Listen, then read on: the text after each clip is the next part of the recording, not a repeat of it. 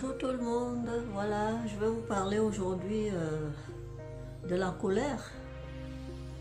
Qu'est-ce que la colère? D'après ce que j'ai trouvé dans le dictionnaire, la colère est un état violent et passager résultant d'un sentiment qui nous a agressés ou offensés. Je peux dire que la colère est une émotion et une émotion froide. Elle demande d'avoir la maîtrise de soi pour pouvoir la canaliser. Comment est-ce qu'on arrive à la colère? La colère peut prévenir des blessures que nous avons en nous. Ça peut prévenir des blessures de l'enfance pour ceux qui sont adultes. Ou alors, il y a plusieurs autres raisons. Il y a la peur, la tristesse, l'humiliation, l'injustice, l'offense, la honte, la frustration, des paroles dévalorisantes qu'on vous dit. Prenons l'exemple d'un papa, une famille, où la mère abandonne le père avec les enfants. Le père, à un moment donné, se sent seul. Il est seul avec ses enfants et qu'est-ce qu'il fait? Pour se venger, il s'en prend à ses enfants. Et qu'est-ce qu'on fait dans ces cas-là? Il se met à maltraiter les enfants, il leur parle mal, il leur dit des paroles dévalorisantes, il les humilie, enfin il en veut à ces enfants-là. Alors que lui, il souffre de l'abandon de son épouse, et les enfants maintenant souffrent aussi du rejet de leur papa, ils souffrent de la trahison de leur maman et ils peuvent aussi grandir avec ce climat de colère. Ils peuvent en vouloir à leur tour à leur papa quand ils seront grands. Et la colère peut entraîner un sentiment de haine. La haine qui est en eux, la haine, elle peut conduire à commettre des choses irrémédiables, des choses qu'on n'aurait jamais fait dans son état normal. La colère, elle est intérieure, elle est froide. Il faut pas la garder en soi. Quand on est en colère, il faut chercher à en parler. La personne qui vous a mis en colère ou les personnes qui vous ont mis en colère, allez vers eux. Il faut avoir la maîtrise de soi pour aller parler aux autres, aller vers eux, dites-leur ce qui vous a mis en colère. Si c'est un conjoint, faites-lui comprendre pourquoi vous êtes dans cet état-là, pourquoi vous avez ce sentiment. Parce que la colère, c'est quelque chose qui bouillonne en nous et qui peut nous amener à devenir violent. On peut répondre à quelqu'un alors qu'on n'a même pas affaire à cette personne. On lui répond mal. La personne elle vient et se dit mais qu'est-ce qui se passe? Mais pourquoi il me répond comme ça? On peut répondre vraiment, dire des choses qu'on ne pensait même pas, des choses insensées. Cela amène des tensions. Vous avez des problèmes relationnels avec les autres juste parce que vous êtes en colère.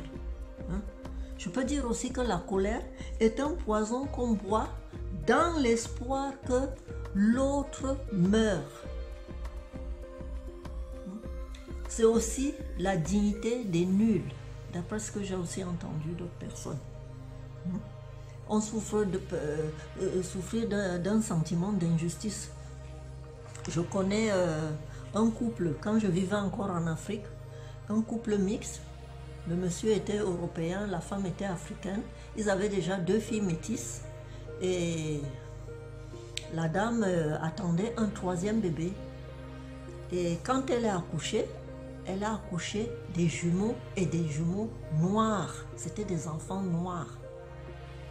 Le père, outré et furieux, n'a rien dit. Mais quand il a eu ses congés, il a pris ses 2 enfants, ses 2 filles métisses, il est parti avec. Il a abandonné la femme avec les 2 enfants noirs. Mais qu'est-ce qui pousse à faire des choses comme ça? C'est la colère. il n'a pas su s'exprimer avec sa femme, ils n'en ont pas parlé et donc lui il a pris sa décision et il est parti. Donc ça peut conduire vraiment à faire des choses auxquelles on ne s'y attend pas. Vous voyez parfois dans les films et même à la télé, hein, un jeune ou un adulte qui commet un acte d'une violence irréparable. Hein. Quand on va étudier son dossier, on se rend compte qu'il a des blessures de l'enfance qu'il n'a pas su soigner. Hein. Il n'a pas guéri de cette blessure, il ne les a pas réparées. Et cela l'a amené à commettre un acte regrettable, un acte irrémédiable. Hein. Donc, quand on est en colère, il faut avoir une action et une réaction. Il ne faut pas accumuler les colères parce que c'est une marmite qui bout et une marmite qui peut exploser à tout moment. Il faut savoir écouter. Si le conjoint voit que sa compagne ou son compagnon est en colère, cherchez à comprendre qu'est-ce qui l'a mis dans cet état-là. Hein? Il faut écouter, hein? et surtout se faire pardonner. Il faut demander pardon. Parce que la colère est un état agressif. Hein? Elle peut nous conduire à faire du mal à des personnes qu'on aime pourtant. Hein? Il faut se libérer de la colère. Hein? Et quand on est dans la colère, évitez de commettre l'irréparable. Hein? On va commettre des actes, des choses auxquelles on n'y pensait même pas. C'est pour ça que même Dieu nous demande que quand nous sommes en colère, de ne pas pécher. Hein? Hein? C'est une émotion de protection. Hein? On se protège, mais ça bouillonne à l'intérieur. Donc il faut vraiment chercher à sortir de là. Hein?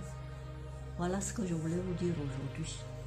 J'ai écrit un livre, je reviens avec mon livre, voilà, de la toxicomanie à la désaccoutumance. Comment est-ce que j'ai aidé mon fils à sortir de l'enfer de la drogue? C'est un livre que vous pouvez trouver chez Amazon, il est disponible, vous pouvez le commander. Et un livre que vous pouvez offrir à tous ceux qui sont autour de vous, qui ont besoin d'aide.